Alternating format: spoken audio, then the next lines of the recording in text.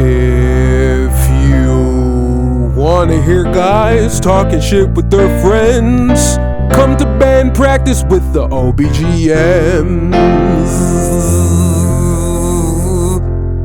Yeah! Jazz hands! All right, yo, let's just get this thing started. It's your boys, the motherfucking OBGMs in this motherfucking bitch. Okay? And we're still calling it a bitch. Why? Because that's what we do. Okay. Bringing you the good words, the bad words, and everything in between. I'm Cola H. I'm Joey B.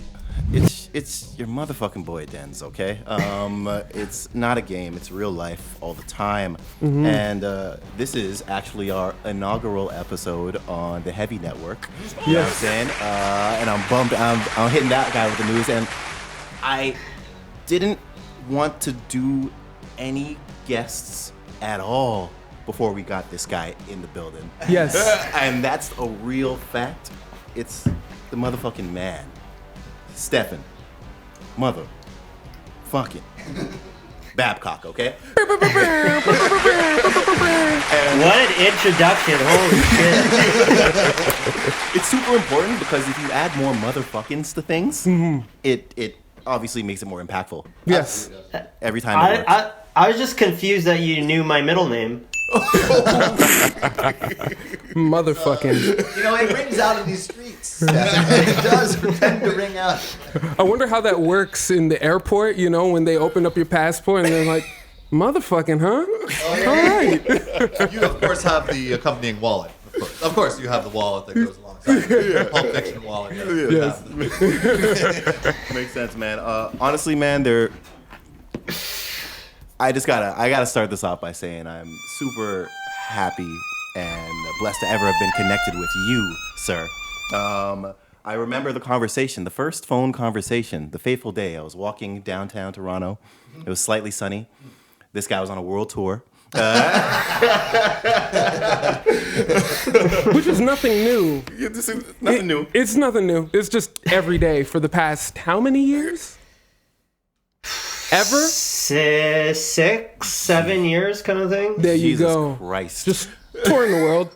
You know. No big deal. It is what it is. I love how you're so nonchalant about it. Like squares don't look at your life and say, I want to be that. We are the squares. Well, I mean, it's fun and it's cool, but it's just like, it's like anything else, right? It just becomes normal life. That's kind of the shitty thing about being a human, is that you get used to the good things and you get used to the bad things. So when you feel like shit, you start to feel like normal feeling like shit. And when you feel great, you start to think that feeling great is normal too. It all sucks. Fuck. Yeah, like the name of a very good album, you know? This place sucks ass. And on another note, like the dream is over is like another important note, because like you've been through like a lot of different emotional changes and stuff like that, and you know that's why he has the response that he does when he's been on tour for 6 years. It's because you know, that's fire, man. The ups and the downs. Like, and sorry to cut you off, because that actually leads me to my first thing.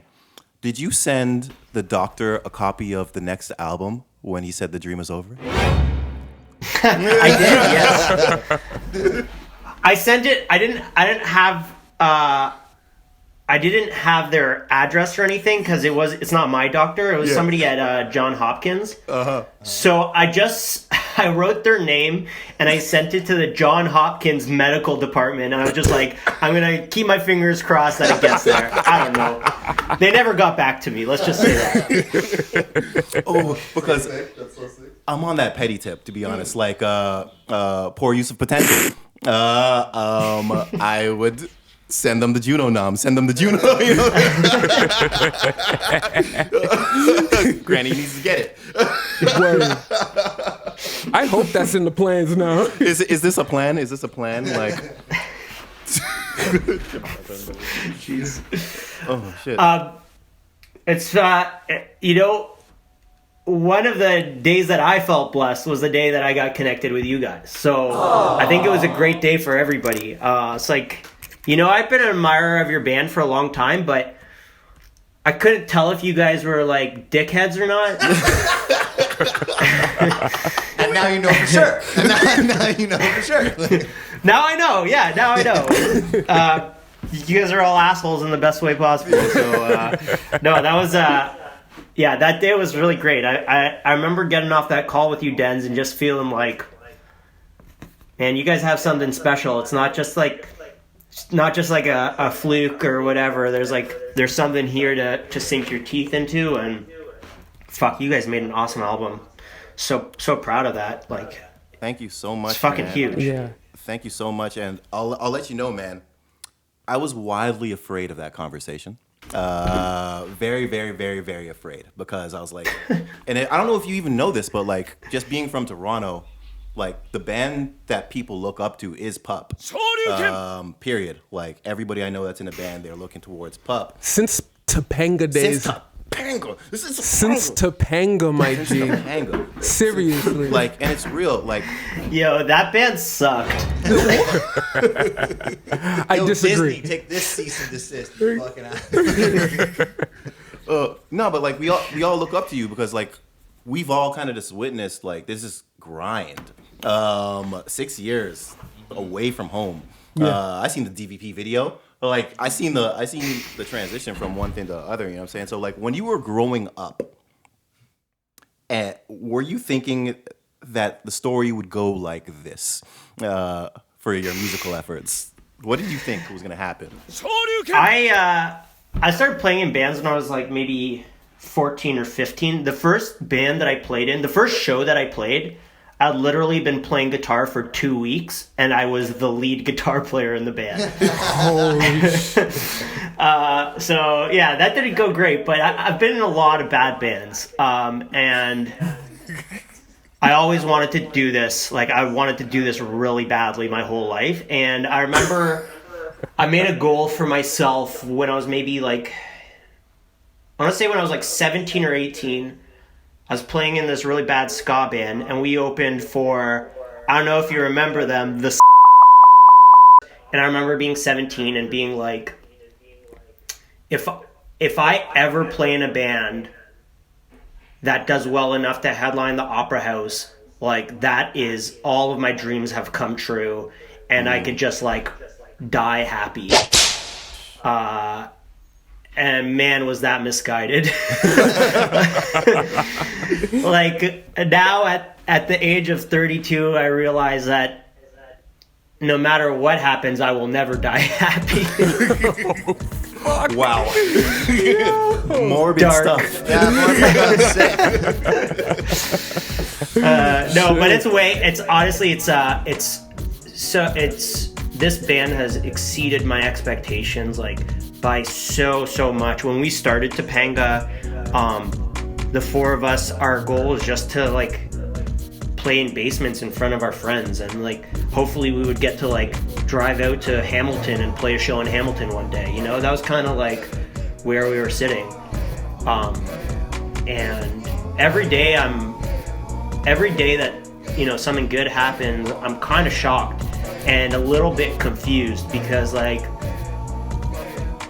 in no world should a band like ours do this well. Like, we're not that good. I completely we disagree, do like sir. this is not like, I'm not trying to be self-effacing. Like, we work really hard. Yeah. But I mean, it doesn't make a whole lot of sense to me. But I'm very grateful for it.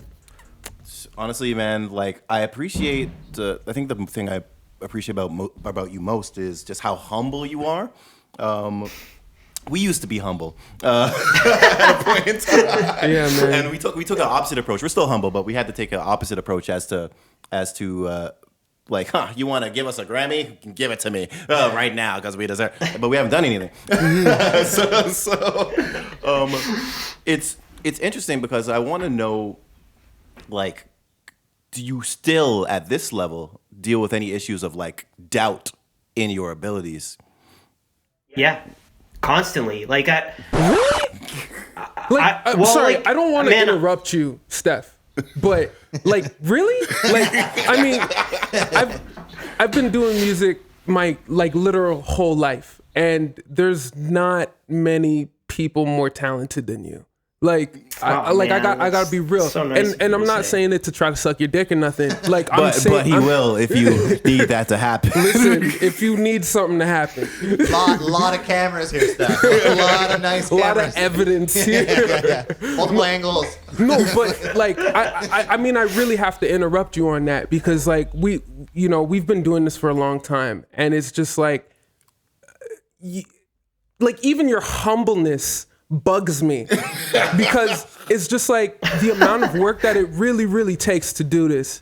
I don't think people realize. I think people see flashy things and they're like, oh man, like these guys came out of nowhere and it just worked and now everything is great. And people really don't understand this game. But because I understand this game, I look on your humbleness with disgust. You should be shouting at people. You should be slapping, like, you know what I mean? The person that's in charge of, like, craft services and shit like that. You should be doing that. Like, at least from my perspective.